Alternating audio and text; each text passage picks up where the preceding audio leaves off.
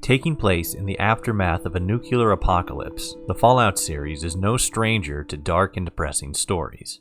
From petty theft to genocide, there is no shortage of atrocities that humans just can't seem to outgrow even 200 years after the end of the world.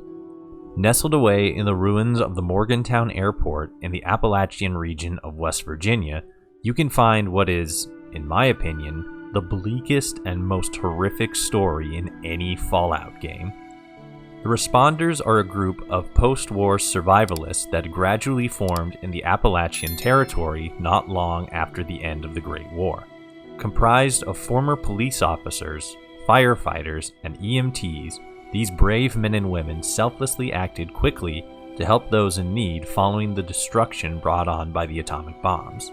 Over the next 2 decades, the Responders would work with many of the remaining survivalists in Appalachia to establish strongholds across the region and help restore some semblance of safety and normality.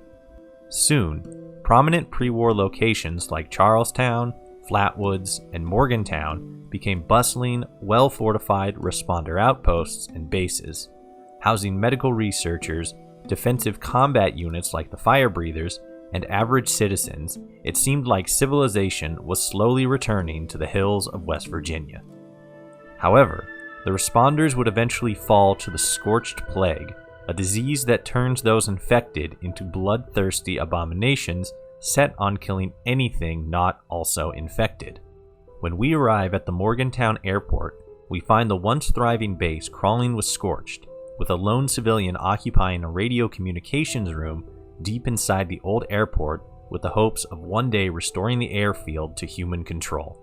Just outside of this room, though, we can find a locked door sealed by a terminal.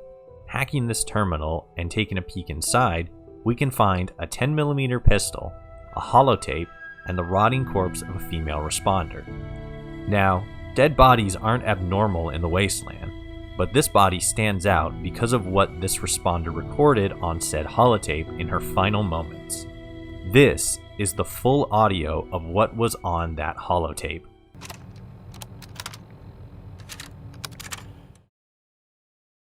It's been a few hours. I can hear them clawing at the door. I've locked myself in a storage closet, but I don't think the door opens from the inside. It's okay. Everything is okay. Acute stress reaction. Panic and emotional distress. Breathe. Breathe. I would guess it's been 24 hours since the attack.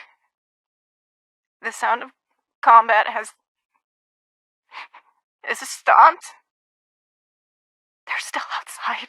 I have roughly 8 to 10 weeks. Provided source of fluids. Starvation onset within 10 days. Effects of psychological shock are ongoing, but repressed. I can worry about PTSD later. I believe it's been 3 days. 3 nights. Adrenaline has dissipated. I'm so thirsty. I'm so hungry. I still can't unlock the door. Must conserve strength. Using energy to bang on the door or yell has proven wasteful.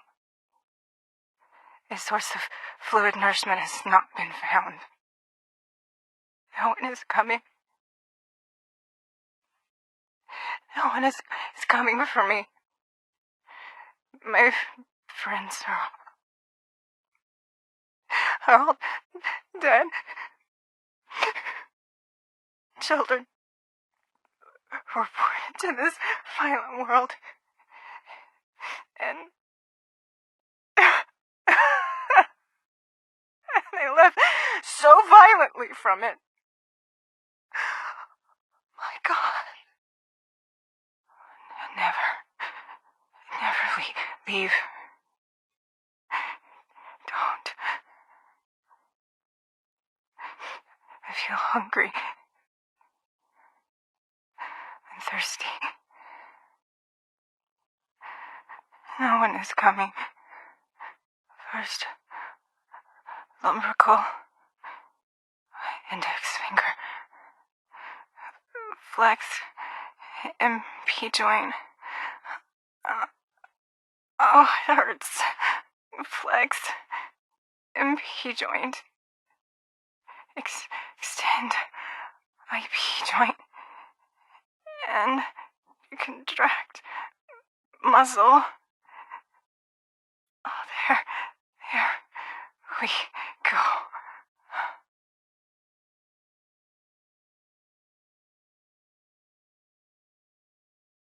They say that knowledge is power, but in this case, this responder's knowledge was a curse. Trapped in a closet, in an airport, in an abandoned town, no food, no water, injured, and with no means of escape, all the medical knowledge that this responder had gathered over her time would have only proven to worsen her situation. Humans can survive for about 20 days without food on average, but no one can go more than 3 days without water.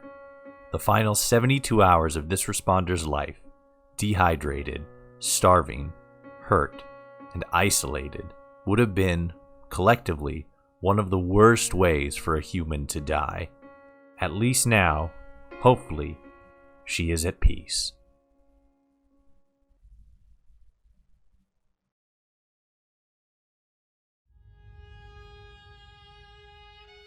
The world of Fallout is filled with stories like this one, hidden just off the main road. Let me know if you found any that are worth investigating, and they might just make it into a future video. Until next time, I thank you so much for watching, and I'll see you all out there in the Wasteland.